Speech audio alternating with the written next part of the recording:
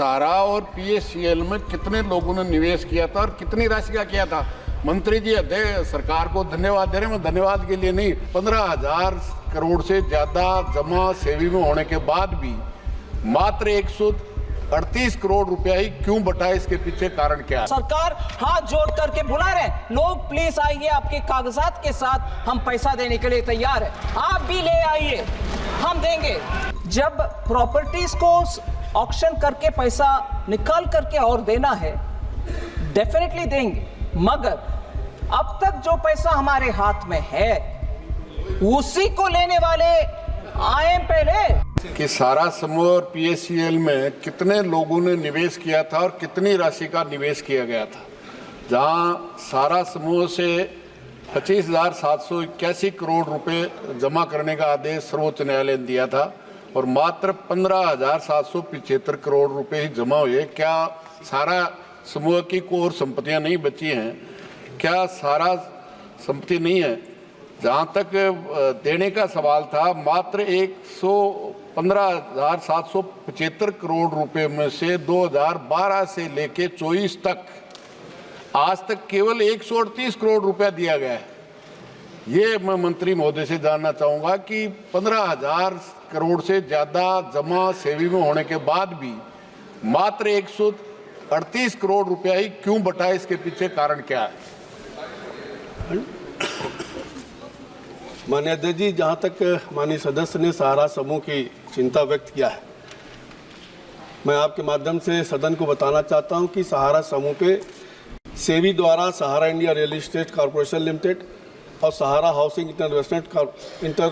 Investment Corporation Limited के खिलाफ आदेश पारित किया था, जिसको लेकर के वो सुप्रीम कोर्ट गए और 2012 में उच्च न्यायालय ने भी Sahara India Real Estate Corporation Limited और Sahara Housing Investment Corporation Limited को आदेश दिया कि 3.7 करोड़ निवेशकों से एकत्रित कुल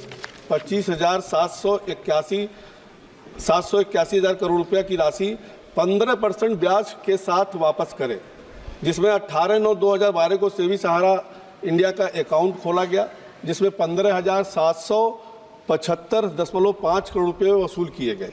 महोदय, मैंने तो 0.8% पूछा था कि सारा और पीएससीएल में कितने लोगों ने निवेश किया था और कितनी राशि का किया था। मंत्री जी सरकार को धन्यवाद दे रहे हैं, मैं धन्यवाद के लिए नहीं, प्रश्न मैंने पूछा कितने राशि निवेश की और कितने लोगों ने दोनों कंपनियों में की थी। सवाल ये पूछा, इसका उत्तर नहीं दे रहे मंत्री महोदय। जहाँ तक मैं समझता हूँ सेबी सरकार की आप पीठ थपथपा रहे हैं। सेबी और सरकार ने उस कंपनी को ही कहा है, कंपनी को कहा दूध की रुखवाड़ी बिल्ली को छोड़ने का काम किया है कि सारा इंडिया लोगों के निवेश के पैसे लौटा देती तो स्थिति क्यों होती। आपका सवाल क्या है? मेरा सवाल ये है अध्यक्ष महोदय, आपके माध्यम से, एक तो कितने लोगों की जेब काटी है सारा इंडिया और पीएससीएल ने और कितने राशि की, और 12 साल के बाद में भी केवल कुछ ही 15,000 करोड़, क्या सारा इंडिया की संपत्ति जो सर्वोच्च न्यायालय ने 25,700 करोड़ से ज्यादा राशि जमा करने के, क्या सारा इंडिया की कोई संपत्ति नहीं है जिसे 25,000 करोड़ 10,000 करोड़ रुपए अभी तक जमा नहीं हुए और उनको नहीं बटा? 12 साल के बाद में भी केवल 138 करोड़, जो 15,000 करोड़ में से 138 करोड़, इससे ज्यादा और सरकार की विफलता और क्या होगी? माननीय मंत्री जी। धन्यवाद अध्यक्ष महोदय। मैं सबसे पहले सहारा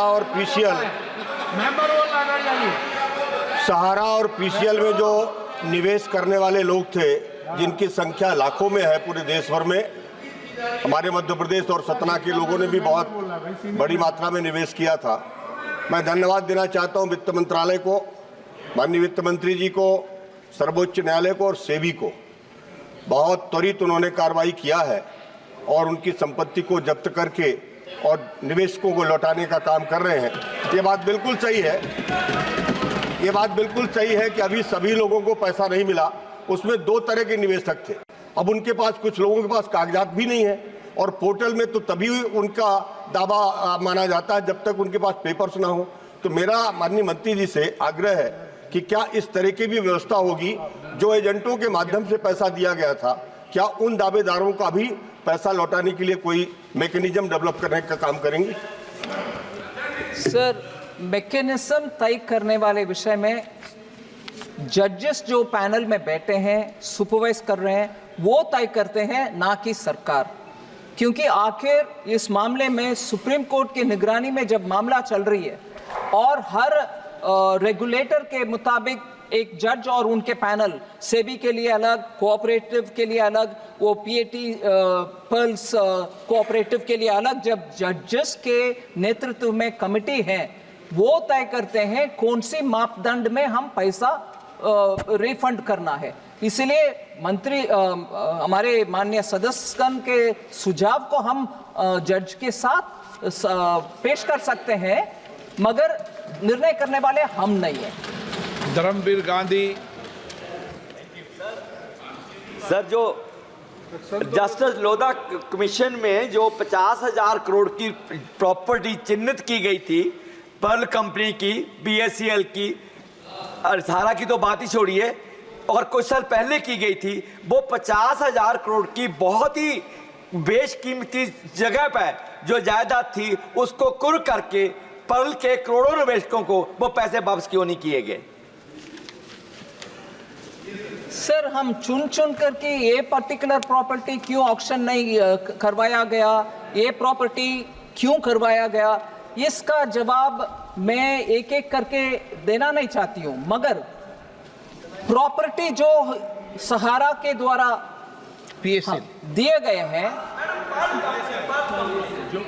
yes, that pearl only I'm talking, I'm putting it all together in one. I have explained that even earlier, and therefore I'm generically using the word Sahara. Sir,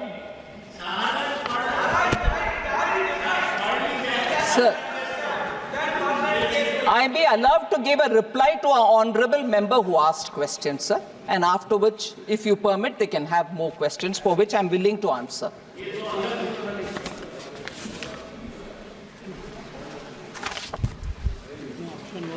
Sir, इसमें I want to say Sahara cooperative भी और Perl agro corporation limited भी, जो माननीय member particularly refer कर रहे हैं, the properties in which they had invested also have litigation. 1,070 crore was recovered by Pearl Agro Corporation Limited. 113 properties sold against 40,000 properties. So I just want to say 1,070 crores obtained, recovered, but the several other properties which for Pearl Agro or for the cooperative in Sahara are invested in severely litigated properties. So the property papers may be here, but auction is not possible till that litigation. I'll just give an example. Around 62,643 crores was invested in Ambi Valley. Now, Ambi Valley has very many other litigation dimensions. I'm not getting into the details. So auctioning doesn't mean that I can, because I have the paper, I can go for an auction. That itself is embroiled in so many litigations, sir. So unless that is cleared, I can't even go say, right, auction, give me the money. But the worrying story, but नहीं, एक minute, honourable member जरा सुन लें, क्योंकि आपने बहुत बढ़िया serious प्रश्न उठाया, उसका हम सिंसियरली जवाब दे रहे हैं। इसमें सर,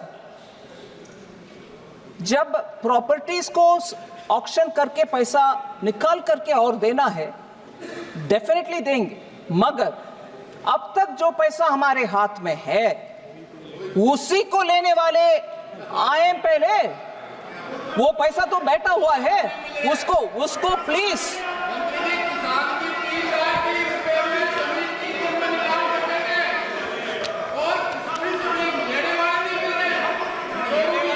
एक minute, I will answer you, please sit down.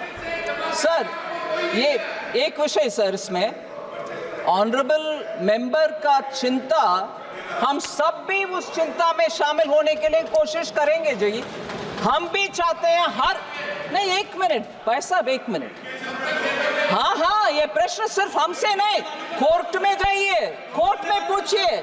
हम भी इंतजार में खड़े हैं कि आप आइए, हम देंगे। कोर्ट, सुप्रीम कोर्ट हमें सुपरवाइज कर रहे हैं।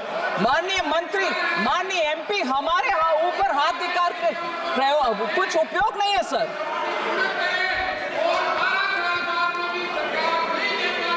कल्याण बनर्जी। सर, मैं माननीय सदस्य जो इस विषय में ओरिजिनल प्रश्न पूछा उनके लिए विस्तार से जवाब दे रही हूं। मगर अगर माननीय सदस्य इन सब को सुनने के बाद भी उनको लगता है सरकार 12 से लेकर आज तक भी नहीं कर रहे हैं, मेरा जवाब शायद वो सुने नहीं है जी। मैं हम्बली बोल रही हूँ, ये कोर्ट के द्वारा होने वाले मामले हम सरकार बैठ करके निर्णय कर नहीं सकते। माननीय सदस्य जरा जवाब को सुन लें, नहीं तो मैं जवाब लिखित रूप में भी जो दे रही हूँ वो भी हिंदी में ही दूंगी उनको। मगर प्लीज ये गलतफहमी इस माननीय सदस्य से कोई भी बाहर जाकर के ये ना बोले सरकार पैसा नहीं दे रही है। सरकार हाथ जोड़ करके बुला रहे हैं, लोग प्लीज आइए, आपके कागजात के साथ हम पैसा देने के लिए तैयार है, आप भी ले आइए, हम देंगे। कल्याण बनर्जी, शॉर्ट में।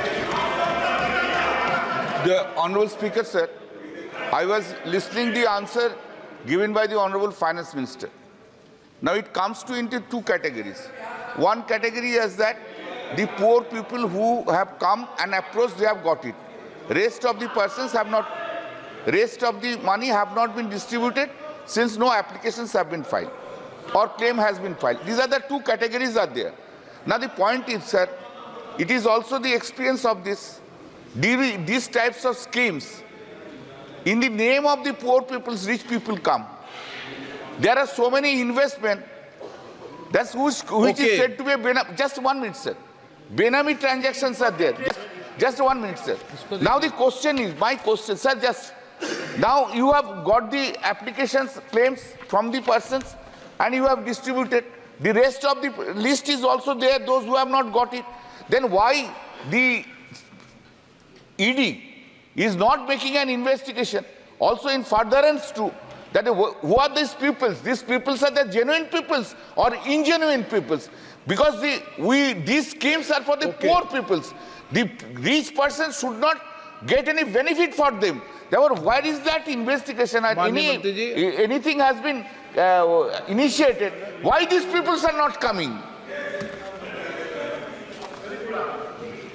Sir, the committee with the judge, retired judge sitting and looking at each one of them, he is looking at each one of the claims. Most of the small, honorable member is right, most of the small claimants have all been cleared because their documents are there. It is approved as per a standard operating protocol for each one. Meaning, for the cooperatives, there is SOP, which is judge determined. For the SEBI control regulated one, there is a SOP based on that. For those who are rejected, it is not rejection. We are telling them get further documents so that your claim will be all the more strengthened and we can give it. That's a second. Third, sir, ED's name comes very quickly. But I want to say here, sir, I want to say, sir, and I hope the honorable members please patiently listen to this. The SFIO is investigating into this entire Mamla. There are legitimate inquiries about what is the legitimacy of each one of the properties given. What is the business fraud which has happened? Where are those claimants which have not appeared before us? The SFIO is going into a detailed analysis of this, and we hope at the end of it we'll find more legitimate claimants for whom we can give the money. So, honorable member, be assured, yes, we've got the SFIO's investigation going.